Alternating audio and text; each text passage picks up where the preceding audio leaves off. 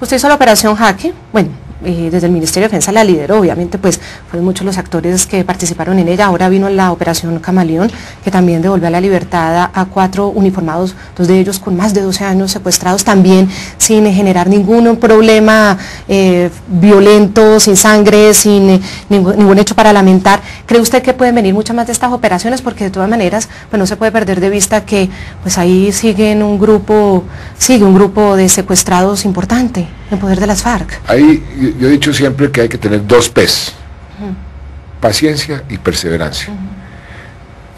Ellos están cada vez más aislados, la guerrilla, los terroristas, cada vez más sujetos a traiciones dentro de los propios grupos. La política de desmovilización le ha dado al Estado colombiano un gran poder, porque no solamente nos da información, sino que nos permite conocer muy bien situaciones que antes no conocíamos. Le doy un ejemplo. En noviembre del año antepasado, usted se acuerda que estuvimos en unas cuevas. Claro. Eso, en las cuevas en la mitad de la selva. Estuvimos, el programa La Noche con unos reporteros logró llegar a esas cuevas y mostrarle a los colombianos y a los televidentes lo que ahí pasaba. Esas cuevas eran utilizadas por la guerrilla para esconderse y era prácticamente imposible localizarlos si estaban escondidos ahí, y por eso se sentían muy seguros, y cada vez que oían un helicóptero o lo que sea, se metían en la cueva. Si alguien de los desmovilizados no va y nos dice, mire, está aquí, y saca las ramas, eso, nunca hubiéramos descubierto unas cuevas que servían de hospital, de fábrica de morteros, de hotel, pues, o de resguardo para dormir los guerrilleros. Ese tipo de información cada vez viene más, porque cada vez hay más desmoralización en las filas de la guerrilla. Cada vez la gente está más consciente de que eso que les prometieron no era cierto.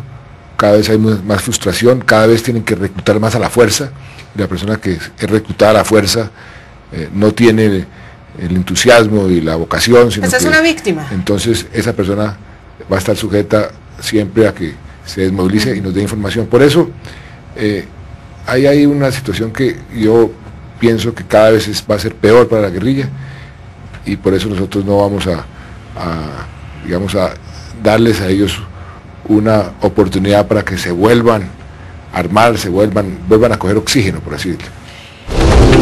Si entendemos bien, usted va a mantener entonces la política de seguridad tal cual lo prometió en la campaña, no va a ceder un centímetro frente a estas acciones violentas, y la inversión en esta guerra contra el terrorismo va a seguir de la misma manera. Recordemos que el Plan Colombia se ha visto disminuido en cuanto a los recursos en los últimos años. El impuesto para la guerra también pues ya va a tener su final.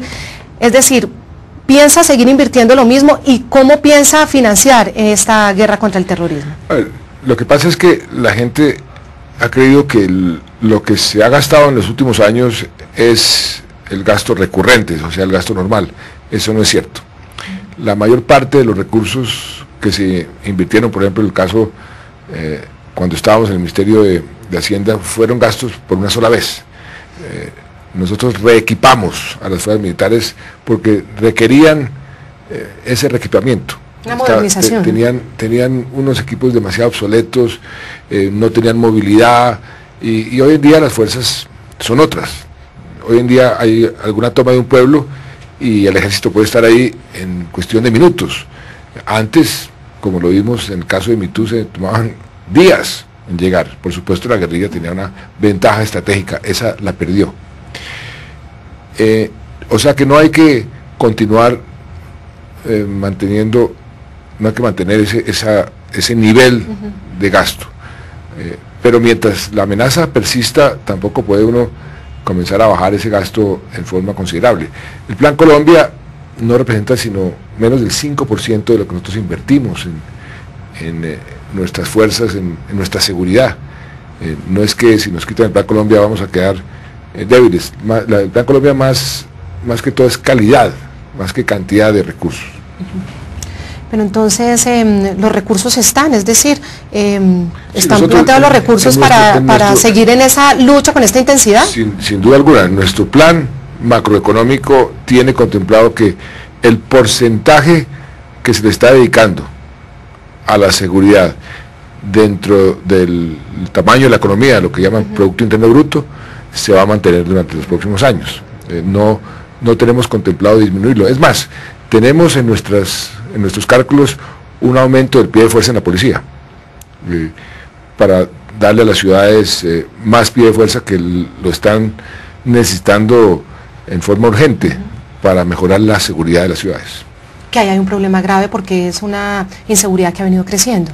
Es una inseguridad que ha venido creciendo y que es un coletazo del éxito de la política de seguridad democrática en los campos, porque la desmovilización, siempre, en cualquier país del mundo, o un proceso de paz o un proceso de desmovilización,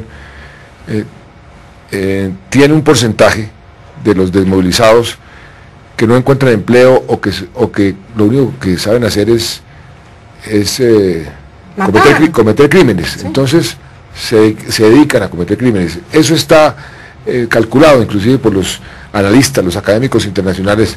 Dicen que entre un 10 y un 15% siempre en Salvador, en Sudáfrica, en todos los países donde han tenido conflictos y ha habido desmovilizaciones, hay un porcentaje que vuelve a delinquir. En el caso nuestro, con mayor razón, por un fenómeno que tenemos que seguir combatiendo, que es el narcotráfico.